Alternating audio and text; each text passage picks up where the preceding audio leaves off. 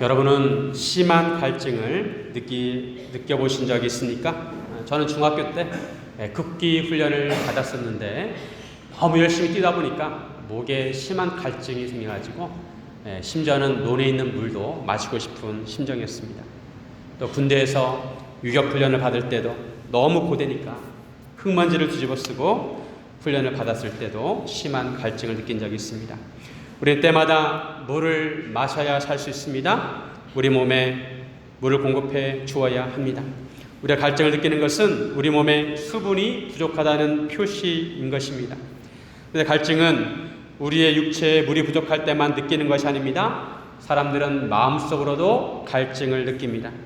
사람은 무엇인가 하고 싶고 또 추구하고자 하는 욕구가 있습니다.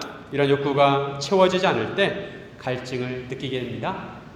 사랑이 부족하면 사랑의 갈증을 느끼게 되고, 또 사람들로부터 인정받는 것이 부족하면 사람들로부터 인정에 목말라 하게 되어 있습니다.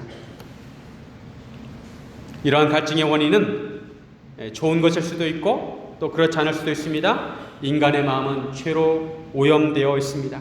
그래서 비뚤어진 욕구들이 있습니다. 대부분의 사람들은 자유가 허용될 때에 주로 쾌락을 추구합니다. 많은 시간의 여유가 주어지거나 아니면 많은 돈이 주어지거나 많은 권력이 주어졌을 때 그것을 가지고 좋은 일에 사용하면 좋은데, 그렇지 않고 대부분의 사람들은 자기의 욕구를 채우고 쾌락을 추구한다는 것입니다. 자신의 육적인 욕구나 쾌락을 쫓으면 쫓을수록 더욱 갈증은 심해집니다. 이러한 갈증은 중독과 연관이 있습니다. 많은 사람들이 술에 중독되고 성에 중독되고 도박에 중독이 됩니다. 중독은 영적인 문제인 것입니다. 영적인 갈증의 그 원인이 있는 것입니다. 이 세상의 그 무엇으로 채워도 채워지지 않습니다. 더욱 갈증을 느끼게 합니다. 우리가 목이 마를 때 시원한 콜라나 사이다가 생각이 납니다. 그것을 마시면 살 것 같습니다. 그런데 콜라나 사이다를 마실 때 갈증이 해소되는 것 같지만 조금만 시간이 더 지나면 더 갈증을 심하게 느끼게 되는 것입니다.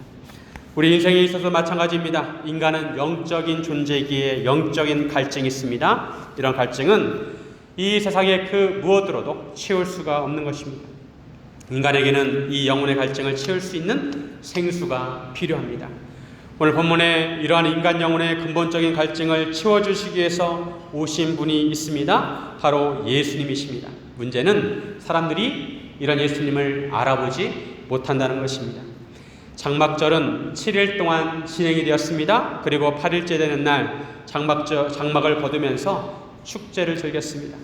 장막절이 진행되는 동안에 날마다 의식이 있었습니다. 제사장이 기온센 곧 실로암에서 금항아리에 물을 떠가지고 수문을 지나서 제단 앞에 나가서 제단에 물을 붓는 의식을 하였습니다. 이런 의식은 이스라엘 백성들이 출애굽해서 광야 생활할 때 하나님께서 반석으로부터 물을 공급해 주신 것을 기념하는 것이었습니다. 즉 하나님께서 그들에게 마실 생수를 주신다는 것을 기념하는 것이었습니다. 그리고 또한 한편으로 장막절 이후부터 이제 가나안 땅에는 본격적인 우기가 시작이 됩니다. 즉 농사를 지을 시기가 다가온 것입니다. 그래서 하나님께서 비를 많이 내려주셔서 농사를 짓고 목축을 하는데 어려움이 없게 해달라고 하는 의식이기도 했습니다. 장막절 끝날에 이처럼 물을 떠다 나르는 행렬이 이어지는데 어디에선가 갑자기 큰 소리가 들립니다. 누구든지 목마르거든 내게로 와서 마셔라. 바로 예수님께서 외치시는 소리였습니다. 예수님께서는 서서 외쳤습니다. 누구든지 목마르거든 내게로 와서 마셔라. 예수님께서 목마른 사람들을 초대하십니다. 예수님의 이 소리를 들은 사람들은 그 의미가 무엇인지 알았습니다. 왜냐하면 실로암에서 물을 떠다 제단에 부을 때 이사야 13장 3절 말씀을 찬송하였습니다. 그러므로 너희가 기쁨으로 구원의 우물들에서 물을 기르리로다.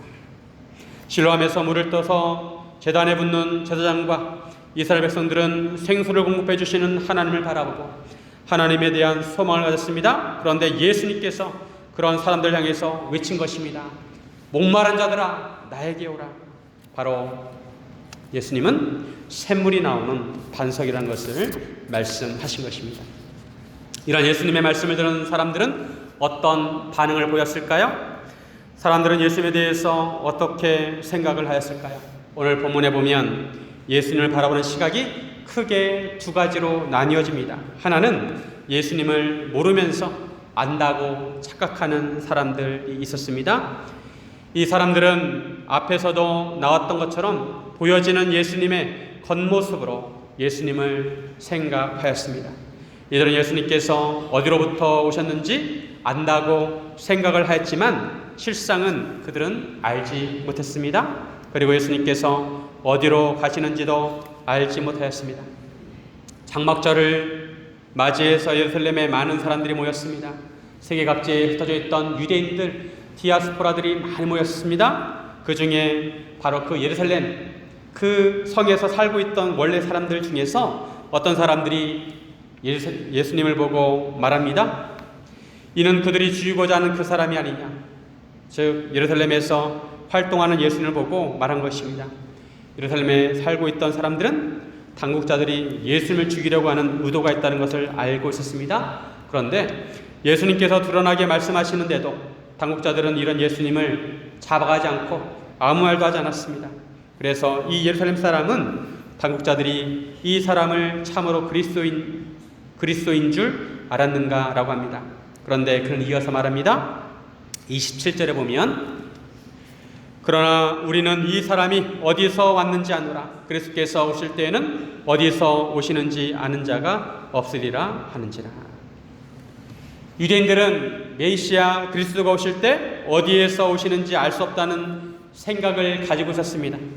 그리스도가 호련히 임할 것으로 생각을 했습니다. 그런데 그들은 예수님이 어디 출신인지 알고 있다는 것입니다. 그들이 알기에 예수님은 나사렛에서 오셨습니다. 그러기에 예수님은 그리스도일 리가 없다는 것입니다. 이에 대해서 예수님께서 다시 한번 강조하십니다. 28절에 우리 같이 한번 읽겠습니다. 예수께서 성전에서 가르치시며 외쳐 이르시되 너희가 나를 알고 내가 어디서 온 것도 알거니와 내가 스스로 온 것이 아니니라. 나를 보내신 이는 참되시니 너희는 그를 알지 못하나 나는 나노니 이는 내가 그에게서 났고 그가 나를 보내셨음이라 하시니. 예수님께서는 지금까지 계속해서 강조하셨습니다. 예수님은 스스로 오신 것이 아니라 보냄을 받아 오셨다는 것입니다. 예수를 보내신 이는 참되신데 너희는 그를 알지 못한다고 하십니다. 하지만 예수님은 그를 아십니다. 그분은 삼위중 성부 하나님이십니다. 성자 예수님은 성부 하나님에게서 났고 성부 하나님께서 예수님을 보내셨습니다. 예수님께서 성부 하나님에게서 났다는 것은 새롭게 창조되었다는 의미가 아니라 기원에 대한 말씀입니다. 예수님도 영원하신 하나님이십니다. 그런데 성부 하나님과의 관계에 있어서 성부 하나님 다음인 것입니다. 즉 예수님께서는 이 세상을 초월하는 영적인 세계에서 오셨습니다. 그러므로 예수님은 메시아, 바로 그리스도라는 것입니다. 예수님의 말씀 중에 너희는 그를 알지 못한다 이런 말씀하셨는데 여기서 그라는 것은 성부 하나님을 의미합니다. 유대인들이 만약에 이 말을 알아들었다면 화를 냈을 것입니다. 그들은 안식일마다 하나님께 제사를 드렸습니다. 그런데도 예수님은 그들을 향해서 너희는 그를 알지 못한다 이렇게 말씀하셨습니다. 왜 그러셨을까요? 그들은 하나님을 섬긴다고 섬겼지만 그들은 하나님의 뜻을 알지 못했고 하나님의 역사를 알지 못했던 것입니다. 바로 하나님 보내신 메시아를 알아보지 못했던 것입니다. 예수님 때문에 사람들 사이에 쟁론이 벌어졌습니다. 예수님을 그리스도라고 하는 사람도 있고 어떤 이들은 그 의견에 반대하였습니다. 그리스도가 어찌 갈릴리에서 나올 수 있느냐 반문합니다. 성경에서는 그리스도가 다윗의 씨로 다윗이 살던 마을 베들레헴에서 나온다고 하셨는데 예수님은 갈릴리 출신이라는 것입니다. 그런데 이들은 예수님을 표면적으로만 알고 있었습니다. 그들은 예수님을 안다고 생각했지만 예수님께서 실상은 누구이신지 그들은 알아보지 못했습니다. 예수님께서 나사렛에서 자라셨기에 나사렛 출신으로 알고 있었지만 실상은 예수님은 베들레헴에 태어나신 메시아이셨습니다. 예수를 알지 못하는 사람들은 또한 예수님께서 어디로 가시는지도 몰랐습니다. 33절과 34절 예수께서 이르시되 내가 너희와 함께 조금 더 있다가 나를 보내신 이에게로 돌아가겠노라. 너희가 나를 찾아도 만나지 못할 터이요 나 있는 곳에 오지도 못하리라 하시니. 예수님께서는 어디로 가실지 말씀하셨습니다. 예수님께서 조금 계시다가 예수를 보내신 이에게로 돌아가신다고 말씀하십니다. 그래서 너희가 나를 찾아도 만나지 못할 터이요 나 있는 곳에도 오시지 못할 것이라고 하셨습니다. 사람들은 이 말씀도 이해하지 못하고 오해했습니다. 그리고 예수님에 대해서 오해가 더 커졌습니다. 유대인들은 서로 이 사람이 어디로 가기에 우리가 그를 만나지 못하리요 라고 수군거렸습니다. 유대인들은 예수님께서 헬라인 중에 흩어져 사는 자들에게로 가서 헬라인을 가르치려고 하는지 추측하였습니다. 헬라인은 이방인이고 이방인에게로 가는 것은 유대인에게 있어서 저주스러운 일이었습니다. 물론 헬라인 중에 흩어져 사는 유대인들 디아스포라에게 가서 그들을 가르치는 것이라 하더라도 그것은 명예로운 것이 아니었습니다. 그들은 예수님께서 장차 십자가를 지시고 부활하셔서 승천하실 것을 알지 못하였습니다. 영적인 세계를 알지 못하고 어둠 속에 갇혀있는 사람들의 생각으로 이해할 수 없었던 것은 당연한 것이었습니다. 그런데 예수님을 이해하지 못한 사람은 이 예루살렘 사람만이 아니라 당시의 기득권자들도 예수님을 알아보지 못했습니다. 바리새인과 제사장들도 예수님을 대적하였습니다. 바리새인들은 전부터 예수님을 죽이려고 하였습니다. 예수님에 대해서 무리가 수군거리는 것을 보고 바리새인들이 듣고 그들은 대제사장들과 함께 예수님을 잡으려고 공모합니다. 원래 대제사장과 바리새인은 사이가 좋지 않았습니다. 제사장 그룹은 백성들에 대해서 지배권을 행사하는 사두개인들이 많았습니다. 사두개파는 바리새파와 서로 대립관계였습니다. 그런데 이번에는 대제사장들과 바리새인들이 함께 공모해서 예수님을 잡으려고 아랫사람들을 보냈습니다. 아랫사람들은 성전 경비대를 의미하는데 성전 경비대는 주로 레인이었습니다. 그리고 성전 경비대장은 제사장 중에 한 명이 맡게 되었습니다. 예수님을 잡으러 갔던 성전의 경비대원들이 빈손으로 돌아왔습니다. 바로 전에도 예수님을 잡으려고 하는 사람들이 있었지만 아직 때가 되지 않았기 때문에 잡지 못했습니다. 대제사장들과 바리새인들은 경비대원들을 꾸짖습니다. 어찌하여 잡아오지 아니하냐고 꾸짖습니다. 그러자 경비대원들이 말합니다. 그 사람이 말한 것처럼 말하는 사람은 이때까지 없었다고 합니다. 대제사장들과 바리새인들은 예수님을 사기꾼이나 이단자로 생각을 하였습니다. 그런데 성전 경비대원들이 예수님의 말씀을 듣고 나서 예수 말씀은 그들이 생각했던 것처럼 다른 사기꾼이나 이단들과 같지 않았다는 것입니다. 성전 경비대원들은 예수의 말씀에 권위가 있다는 것을 느끼게 되었던 것입니다. 하지만 바리새인들이 그들에게 미혹이 되었느냐고 꾸짖습니다. 그리고 예수님에 대해서 긍정적으로 생각하는 무리들을 비난합니다. 49절에 보면 율법을 알지 못하는 이 무리는 저주를 받은 자로다. 바리새인들은 무리들이 율법을 알지 못한다고 비난하였습니다. 그들이 저주를 받은 자라고 비난합니다. 그러나 율법을 안다고 생각하는 바리새인들은 더욱 영적으로 어두운 사람들이었습니다. 그들은 율법을 안다고 하면서 율법에 예언되어 있는 그리스도를 알아보지 못하였습니다. 그들은 예수님을 알았지만 피상적으로 알았습니다. 실제로 예수님의 정체를 알지 못했습니다. 그리스도를 알아보지 못하였습니다. 예수님은 바로 하나님 아버지로부터 보냄을 받아 이 땅에 오신 그리스도이십니다. 결국 예수님을 안다고 생각했지만 정작 예수님께서 어떤 분이신지 알지 못한 사람들은 예수님을 손가락질하고 비난하고 마침내는 십자가에 못 박게 됩니다.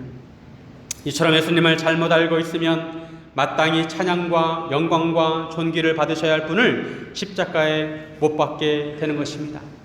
그들의 창조주이시고 그들의 구원자로 오셨고 그들을 인도하시는 예수님을 십자가에 못 박았던 것입니다. 이것은 자녀가 부모를 십자가에 못 박는 것보다 더한 것입니다. 그들은 진리를 제대로 알지 못했고 영적으로 어두운 사람들이었고 참 생명을 얻지 못한 사람들입니다. 아이러니하게도 예수님께서 십자가에 못 박히심으로 우리가 참 생명, 영생을 얻을 수 있게 되었습니다. 오늘 본문에서 예수님에 대한 사람들의 평가가 나뉘어졌습니다. 한 부류는 예수님을 안다고 생각했지만 알지 못한 사람들이었고, 또 한 부류는 예수님을 사모하여 예수님께 나아가는 자들이었습니다. 예수님에 대한 믿음이 있는 사람들이었습니다. 예수님께서 누구든지 목마르거든 내게로 와서 마시라고 하시면서 이렇게 말씀하십니다. 38절 말씀. 나를 믿는 자는 성령의 이름과 같이 그 배에서 생수강이 흘러 나오리라 하시니, 예수 믿는 자는 그 배에서 생수강이 흘러 나올 것이라고 말씀하십니다. 요한복음의 기자 사도 요한은 이 말씀이 성령에 대한 말씀이라고 설명을 해줍니다. 39절 말씀 우리 같이 한번 읽겠습니다. 이는 그를 믿는 자들이 받을 성령을 가리켜 말씀하신 것이라. 예수께서 아직 영광을 받지 아니하셨으므로 성령이 아직 그들에게 계시지 아니하시더라. 예수를 믿는 자들은 그 배에서 생수강이 흘러나오게 되는데, 이는 예수를 믿는 자들이 성령을 받게 된다는 것을 의미합니다. 이 말씀은 앞에서도 계속해서 반복하셨습니다. 예수님께서 사마리아 여인에게도 말씀하셨습니다. 예수님은 가장 삶의 갈증을 느끼는 사마리아 여인을 찾아가셨고, 예수님께서 자신을 메시아라고 밝히셨습니다.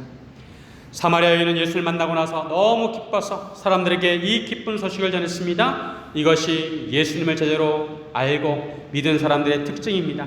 예수를 정말로 믿는 사람들은 마음에 기쁨이 있습니다. 마음에 평안을 얻습니다. 예수를 믿기 전에는 알 수 없는 불안감이 있습니다. 앞으로 어떻게 살아야 하나, 삶에 대한 걱정과 근심이 있습니다. 죽음에 대한 공포가 있습니다. 세상 사람들은 이러한 것들을 주로 운이라고 합니다. 운이 좋다, 운이 나쁘다고 말합니다. 그러면서 매일매일 오늘의 운세를 봅니다. 좋은 일이 있으면 운이 좋다고 하고, 나쁜 일이 있으면 운이 나쁘다고 합니다. 그래서 어떤 사람들은 좋은 운을 받으려고 부적을 몸에 가지고 다닙니다. 집에 많은 부적을 붙여놓고 베개에도 부적을 집어넣습니다. 그렇게 하고도 불안해합니다.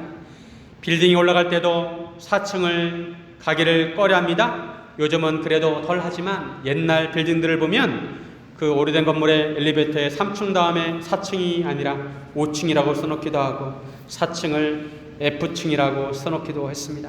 왜 그랬을까요? 사람들은 불안하기 때문에 그렇습니다. 아라비아 숫자 4자는 죽을 사자와 의미 똑같기 때문에 부정하게 여긴 것입니다. 숫자 4번에 자기가 걸리면 왠지 기분이 좋지 않고 찜찜해 합니다. 그러나 예수님을 믿게 되면 이러한 불안과 걱정과 근심이 사라지게 되는 것입니다. 왜냐하면 앞으로 어떻게 살까에 대해서 근본적인 걱정이 사라지는 것입니다.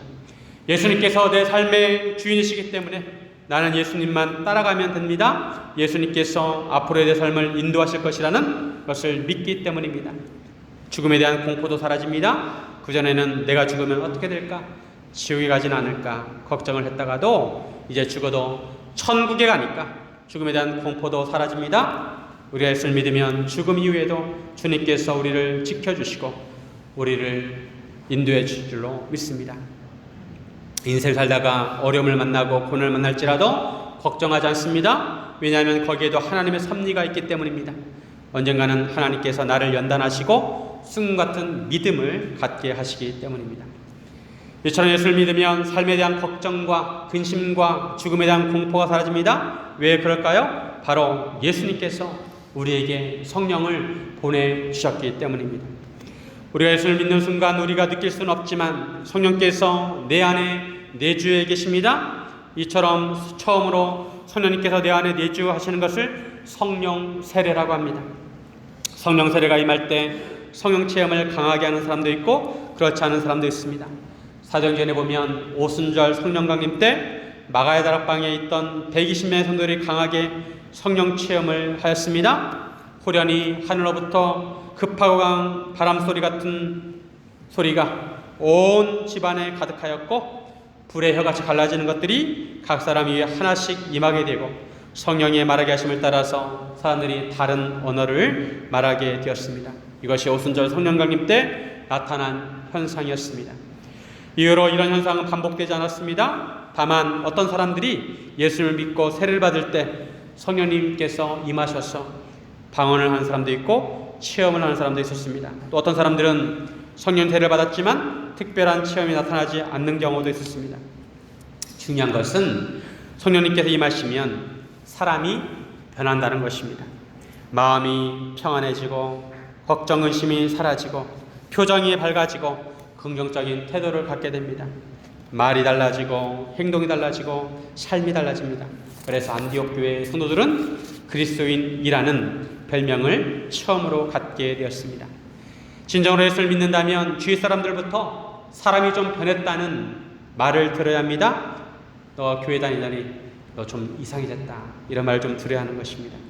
오늘 본문에서도 예수님을 믿는 사람들이 있었습니다. 31절에 보면 무리 중에 많은 사람이 예수를 믿고 말하되 그리스도께서 오실지라도 그 행하실 표적이 이 사람이 행한 것보다 더 많으랴 하니. 무리 중에 많은 사람이 예수를 믿었습니다. 그런데 이들의 믿음은 예수님께서 행하신 표적을 보고 믿는 믿음이었습니다. 이런 믿음을 표적 믿음이라고 합니다. 이러한 표적 믿음은 예수님께서 원하시는 믿음이 아닙니다. 표적 믿음은 체험신앙이라고 할 수가 있습니다.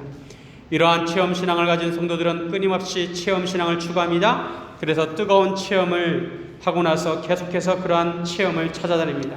그런데 이러한 체험은 계속 지속되지 않습니다. 식을 때가 있습니다.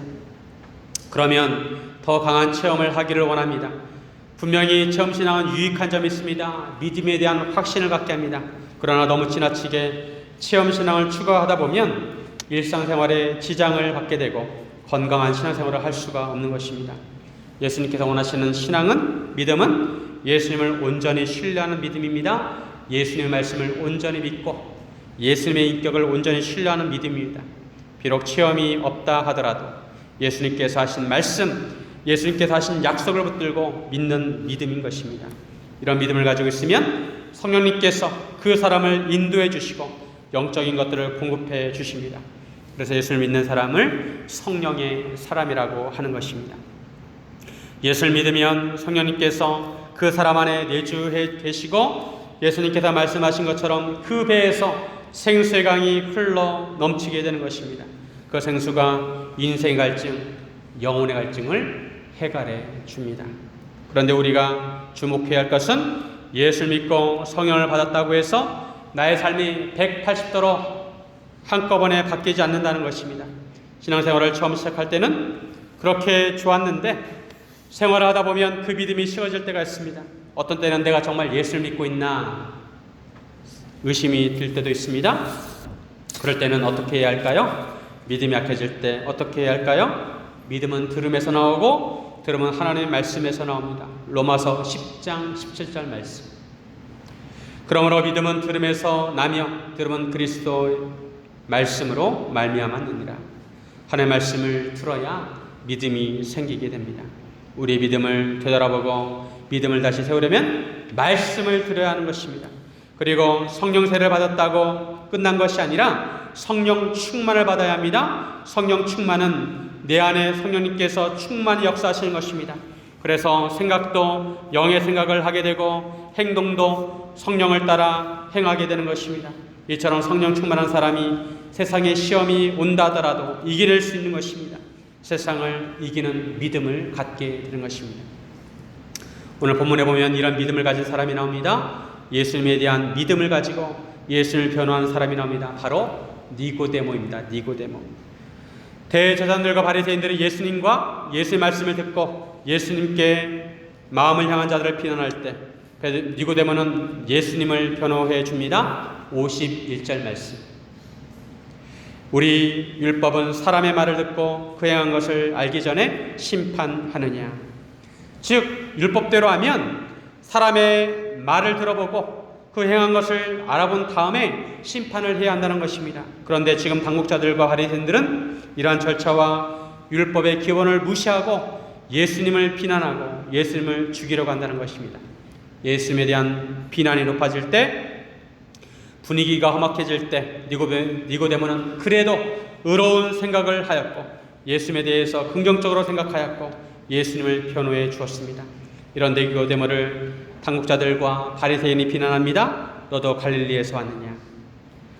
그런 니고데모에게 찾아보라, 갈릴리에서 선지자가 나지 못하는 이라고 합니다. 그러나 그들의 말은 틀린 말이었습니다. 갈릴리 지역에서도 선지자가 나왔습니다. 요나와 엘리야와 나움 같은 선지자는 갈릴리 출신이었습니다.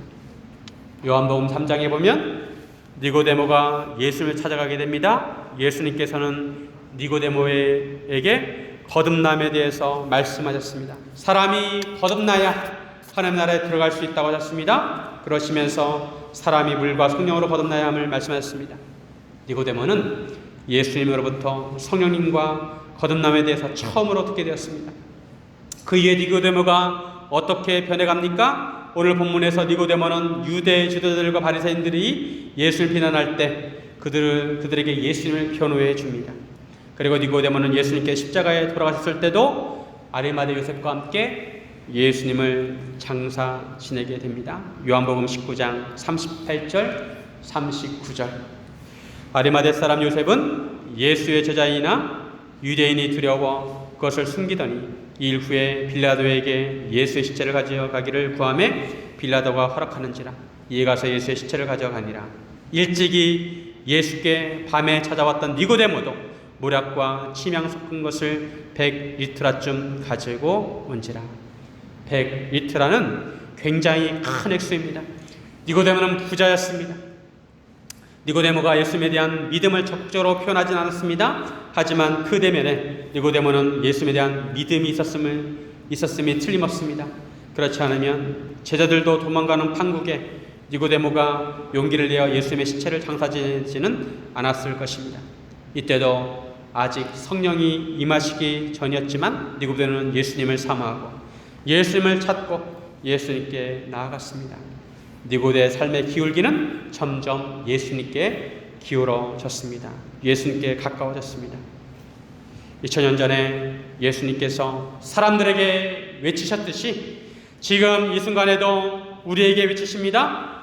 누구든지 목마르거든 내게로 와서 마셔라. 누구든지. 결혼에 여러 번 실패해서 삶의 갈증을 느끼는 사마리아 여인에게도, 니고데모처럼 부자이고 상류층에 있는 사람들에게도 누구든지 목마르거든 내게로 와서 마시라고 하십니다. 우리 모두에게 말씀하시는 것입니다. 사랑하는 여러분, 예수님께 나아가 영원한 목마르지 않는 생수를 마시기를 바랍니다. 우리 안에 성령님이 충만하게 역사하시기를 주님의 이름으로 축원드립니다. 사도 바울은 데살로니가전서 5장 19절에서 성령을 소멸하지 말며 라고 말씀하였고, 에베소서 4장 30절에 하나님의 성령을 근심하게 하지 말라, 그 안에서 너희가 구원의 날까지 인치심을 받았느니라고 말씀하셨습니다. 이 말씀은 성령의 불을 끄지 말고 성령의 사역을 방해하지 말라는 것입니다. 우리 안에 성령이 충만하게 하려면 물이 잘 흐르도록 방해되는 것들을 제거하듯이 우리 안에 있는 것들을 정리해야 합니다. 에스겔과 요한계시록에 보면 성전에서 하나님의 보좌에서 생명수가 흘러나옵니다. 처음에는 발목, 그 다음에는 무릎, 그 다음에는 허리, 그 다음에는 헤엄을 칠 정도로 큰 강이 됩니다. 우리 안에서도 이러한 생수가 흘러 넘쳐야 하는 것입니다. 이런 생명수가 닿는 곳마다 치유가 일어나고 생명이 움트게 되고 평안과 은혜가 넘치게 되는 것입니다. 우리가 평생 이런 생수의 강에 발목만 담가서는 안 됩니다. 생수의 강에서 헤엄치는 믿음을 가져야 하는 것입니다. 사랑하는 여러분, 인생을 살면서 갈증을 느끼십니까? 아직도 목이 마르십니까? 목마른 사람이 시냇물을 찾아다니듯이 살아가고 있습니까? 우리가 예수님을 온전히 믿고 성령 충만해서 영적인 목마름이 해갈리기를 주님의 이름으로 축원드립니다. 이렇게 기도하겠습니다.